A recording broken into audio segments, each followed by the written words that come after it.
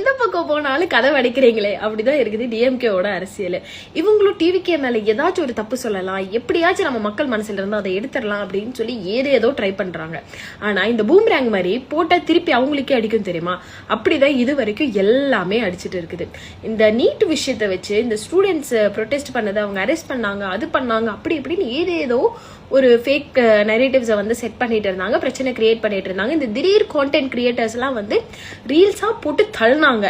இப்போ இன்னைக்கு அவங்க மேல எந்த ஒரு ஆக்ஷன்ஸும் எடுக்கக்கூடாது, எதுவுமே எஃப்ஐஆர்ல ஃபைல் பண்ணக்கூடாது அப்படின்னு சொல்லி அந்த கேசஸ் தள்ளுபடி பண்ண சொல்லி சிஎம் அவர்கள் சொல்லிட்டாங்க. இப்போ இந்த திடீர் கான்டென்ட் கிரியேட்டர்ஸ் அதை பத்தி யாராச்சும் ஒருத்தவங்க பேசி போட்டாங்களா? தப்பு பண்ணா அதை நீங்க சுட்டி காமிக்கிறது, அதை மிஸ்டேக் அப்படின்னு சொல்லிட்டு நீங்க வீடியோ போடுறது ரொம்ப அப்ரிஷியேட் பண்றோம். ஆனா அதே விஷயத்த கரெக்டா பண்ணாங்க இல்ல ஏதாச்சும் ஒரு நல்லது பண்ணா அதையும் நீங்க அப்ரிஷியேட் பண்ணணும்ல. அதுதானே ஒரு ஹெல்த்தியான ஒரு பாலிடிக்ஸ். அதையும் நீங்க பண்ண மாட்டேன்றீங்க.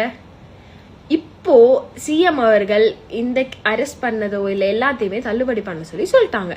இப்போ உங்களோட மூஞ்சை எங்க தூக்கிட்டு போய் வைப்பீங்க?